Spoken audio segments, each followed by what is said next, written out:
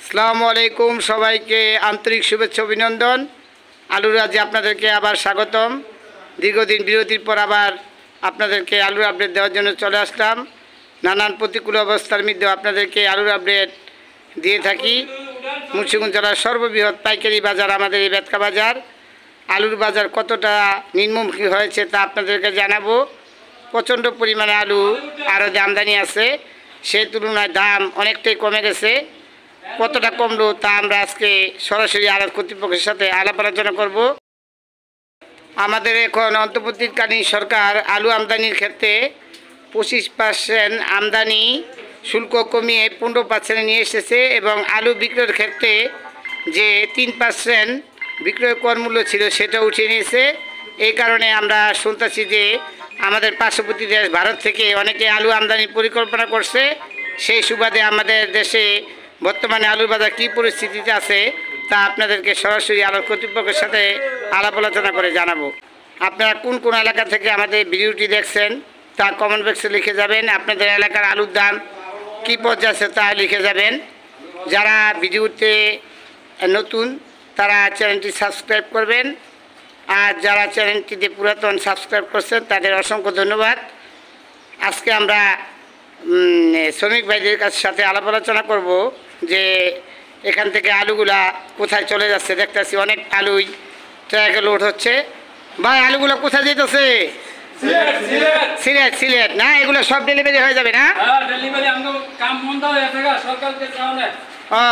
সরকার যাওয়ার কাজ একটু মন্দা। বিগত দিনে আমাদের যে স্থায়ী সরকার ছিল, সরকার পতনের পরে আমাদের আলুর ব্যবসা একটু ধস নেমেছে। নতুন অন্তর্বর্তীকালীন সরকার গঠন হয়েছে, আপনারা সবাই জানেন। তাই একটু কাজকর্ম একটু মন্দা আছে। শ্রমিক ভাইরা বললো সামনে একটু ভালো হওয়ার আশঙ্কা আছে। তা আলুর বাজার এখন কমতেই শুরু করছে। সামনে মনে হয় আর একটু কমারও সম্ভাবনা আছে, কারণ আর 2 মাস পরে নতুন আলু রোপণ শুরু হয়ে যাবে। তাই আজকে আলুর বাজার কি অবস্থানে আছে তা আড়ত কর্তৃপক্ষের সাথে আলাপ আলোচনা করে দেখি। আমরা আলমদিনা বাণিজ্যালয়ে সরাসরি চলে আসলাম। আজকে জানবো যে আমাদের এই বেতকা বাজারে, ঐতিহ্যবাহী বেতকা বাজারে কী দরে পাইকারি পর্যায়ে আলু বিক্রি হলো। আসসালামু আলাইকুম। ওয়ালাইকুম আসসালাম। কেমন আছেন? আছি, আল্লাহ রাখছে ভালো। তা আজকে আপনাদের এই বাজারে পাইকারি পর্যায়ে সাদা ডায়মন্ড আলুটা কী দরে বিক্রি হইতেছে? সাদা দাইতে আছে 2.5 টাকা। 2.5 টাকা বলতে 42 টাকা আটানা। 42 টাকা আটানা। লালটা দাইতে আছে 42 টাকা। তা বাজার তো অনেকটা কমে গেছে। বাজার কমে গেছে। খুচরা বাজারে তো 55 টাকা গেছে। খুচরা বাজার দিকে তো কমে নাই। খুচরা বাজার কিছুটা কমছে। তা কৃষক তো আলু অনেক পর্যায়ে ছাড়তেছে, মানে আমদানি তো অনেক বেশি। কৃষকরা তো বিগত দিনে আজকের বাজার 42 টাকা 50 পয়সা। সর্বোচ্চ গেল সপ্তাহের চেয়ে 2 টাকা 3 টাকা আলুর বাজার কমছে। সামনে মানে একটু কমতে পারে, সামনে আরো কমবে। কারণ কৃষক এখন অনেক দলিল নিয়ে আসতেছে, কম দামে ব্যস্ত আছে। কারণ আগে তো দাম ছিল বেশি, তখন বেচে নেই। কৃষক কম দামে আগে বেচে নেই। এখন তো উত্তরবঙ্গে আলু কোলেস্ট্রল ছাড়ছে, শুনতেছি ওরা প্রচুর আলু রয়ে গেছে। কৃষক ভাবতেছে যে দিন যাচ্ছে আর বাজার কমছে, কাজেই এই জন্য ছাড়তেছে কৃষক। ছাড়তেছে।